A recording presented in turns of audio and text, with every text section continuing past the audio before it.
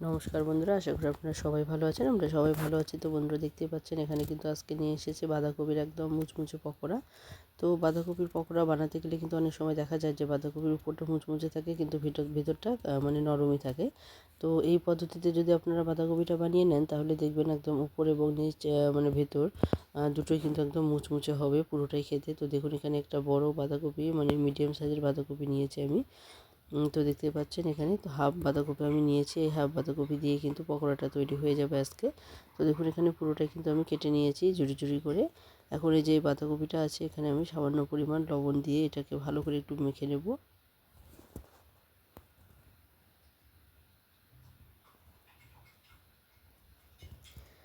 তো দেখতে পাচ্ছেন এখানে কিন্তু বাঁধাকপিগুলো আমি একটা গামলার মধ্যে নিয়ে নিয়েছি যাতে করে আমার এখানে মানে লবণটা মেশাতে সুবিধা হয়। তো দেখুন এখানে হাফ চামচ পরিমাণ দিয়ে দিয়েছি লবণ। এখন ভালো করে লবণ দিয়ে এই বাঁধাকপিটাকে একটুখানি মেখে নিতে হবে যাতে করে বাঁধাকপির মধ্যে যা জল থাকে সেটা বেরিয়ে আসে।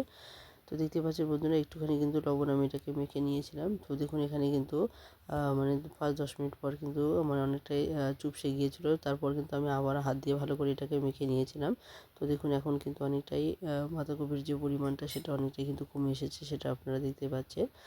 আর এরপর দেখুন এই যে অবশিষ্ট যে নিচে জল আছে সেই জলটা কিন্তু এখন ফেলে দেবো আমি। তো দেখুন এখানে কিন্তু অল্প জল বেরিয়েছে, কিন্তু এবার চিপে নিলে দেখতে পাবেন অনেকটা কিন্তু জল এখান থেকে বেরিয়ে আসবে। তো বাঁধাকপির পকোড়া তো আমরা সবসময় মানে বানিয়ে থাকি। তো এই পদ্ধতিতে যদি বাঁধাকপির পকোড়াগুলো তৈরি করে নেওয়া যায় তাহলে কিন্তু এগুলো খেতে ভীষণই মুচমুচে হয়, আর এটা চায়ের সঙ্গে কিংবা ভাতের সঙ্গে সবাই মজা করে খেয়ে নেবে। তো বন্ধুরা দেখুন এখানে চলুন দেখে নেওয়া যাক কীভাবে পকোড়াগুলো তৈরি করেছি। তো দেখুন এখানে কিন্তু অনেকক্ষণ মানে আধা ঘন্টার মতো প্রায় আমি বাঁধাকপিগুলোকে রেখে দিয়েছিলাম। তো দেখুন এখানে অনেকটাই কিন্তু জল বেরিয়েছে, এখন চিপে চিপে তুলে নিয়েছি সমস্ত বাঁধাকপিগুলো। তো দেখুন এখানে কিন্তু এখন কিছু উপকরণ আমি মিশিয়ে নেব যাতে করে এই যে বাঁধাকপির পকোড়াটা খেতে বেশ সুস্বাদু হয়। তো চলুন দেখে নেওয়া যাক কী কী উপকরণ আমি এখানে দিয়েছি।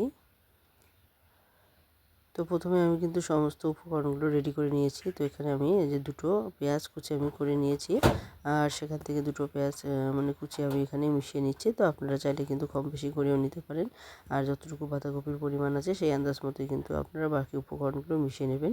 তো যেহেতু এখানে হাফ বাঁধাকপি নিয়েছি আমি, তো দেখতেই পাচ্ছেন এখানে কিন্তু আমি দুটো পেঁয়াজ কুচি দিয়েছি কেটে, আর এখানে কিন্তু ৩-৪টে কাঁচা লঙ্কা আমি কুচি করে ফালা করে কুচি করে কেটে নিয়েছি, আর এখানে প্রায় ১.৫ চামচের মতো দিয়ে দিয়েছি আমি কালো জিরে। তো শীতের সময় কিন্তু সর্দি কাশি সবারই থাকে, তো যদি একটুখানি কালো জিরে খাওয়া যায় এটা কিন্তু শরীরের পক্ষে ভীষণই উপকারী হয়। তো অবশ্যই বলবো বন্ধুরা, যদি আপনারা পছন্দ করেন কালো জিরেটা অবশ্যই দেবেন, আর যারা পছন্দ না করেন তারা কিন্তু স্কিপও করতে পারেন। তো বন্ধুরা দেখুন এখানে স্বাদ মতো দিয়ে দিলাম এখন আমি লবণ, আর এখানে এখন আমি দিয়ে দিয়েছি হলুদ।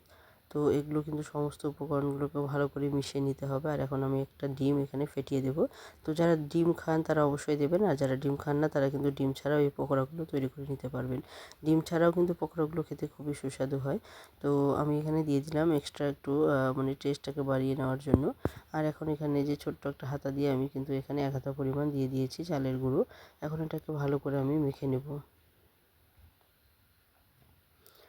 তো দেখতে পাচ্ছেন এখানে যেহেতু আমি বাঁধাকপিগুলোকে একদম চিপে নিয়েছিলাম, জল ঝরিয়ে নিয়েছিলাম, যার জন্য কিন্তু এখানে জল কিন্তু একদমও নেই। তো এখানে কিন্তু এই যে ডিমটা দিয়েছি, এই ডিমের থেকে কিন্তু একটুখানি এটা রসালো হবে, মাখা মাখা হবে।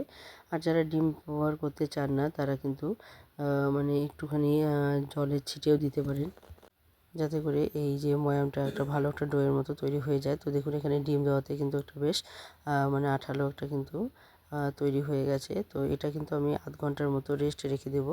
এরপর কিন্তু পকোড়াগুলো আমি ভেজে নেব। তো বন্ধুরা দেখুন এখানে আধ ঘন্টা পর আমি চলে এসেছি।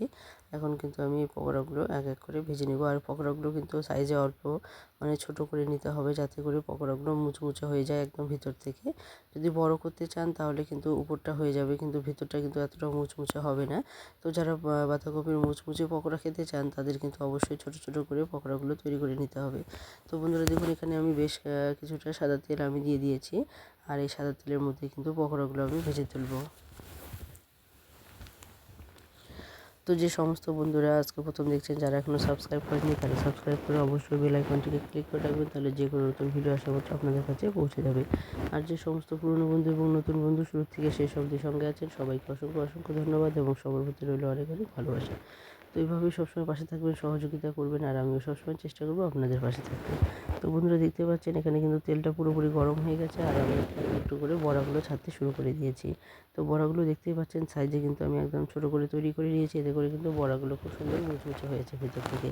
তো অবশ্যই বলবো বন্ধুরা, এখন থেকে যদি আপনারা বাঁধাকপির পকোড়া খেতে চান তাহলে অবশ্যই একটু সাইজে ছোটো করে এভাবে কিন্তু একটু ডুবো তেলে ভেজে নেবেন, তাহলে দেখবেন আপনাদের পকোড়াগুলো কিন্তু খুব সুন্দরভাবে কিন্তু মুচমুচে হয়ে যাবে। আর অবশ্যই বলবো এখানে কিন্তু ঝালটাকে কিন্তু অবশ্যই আপনারা মিডিয়াম আঁচে করে নেবেন, কারণ পকোড়া কিন্তু একদম লো হিটে কিন্তু ভাজলেও ভালো হয় না। তো অবশ্যই মিডিয়াম হিটে যদি আপনারা ভেজে নেন তাহলে কিন্তু এই পকোড়াগুলো খেতে বেশ ভালো হয়। তো অবশ্যই বলবো বন্ধুরা, যারা পকোড়া ভাজতে গিয়ে অনেক সময় দেখেন যে হিটটা কমিয়ে দিয়ে একদম লো হিটে ভেজে নেন, তাহলে কিন্তু দেখবেন পকোড়াগুলো কিন্তু অতটাও মানে ভালো হয় না খেতে।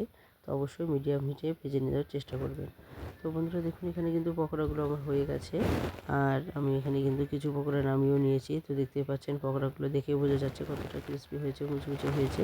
তো এইভাবে কিন্তু আরও কিছু পকোড়া আমি দিয়ে দিয়েছি। এখন আমি সমস্ত পকোড়াগুলো একইভাবে ভেজে তুলবো। তো বন্ধুরা, তো দেখতেই পাচ্ছেন এখানে কিন্তু পকোড়াগুলো আমার ভাজা হয়ে গেছে কমপ্লিট। তো এই পকোড়া কিন্তু চায়ের সঙ্গেও অসাধারণ হবে খেতে, আবার যদি চান আপনারা ভাতের সঙ্গেও কিন্তু খেতে পারেন। তো আমার এই পকোড়াগুলো কেমন লাগলো অবশ্যই কমেন্টে জানাতে ভুলবেন না, কারণ আপনাদের একটা কমেন্ট কিন্তু আমাদেরকে অনেকটা উৎসাহিত করে নতুন নতুন রেসিপি তৈরি করতে। তো বন্ধুরা আজকে এখানে শেষ করে দিচ্ছি, আবারও চলে আসবো নতুন রেসিপি নিয়ে। ততক্ষণ অবধি সবাই ভালো থাকবেন, সুস্থ থাকবেন, টাটা।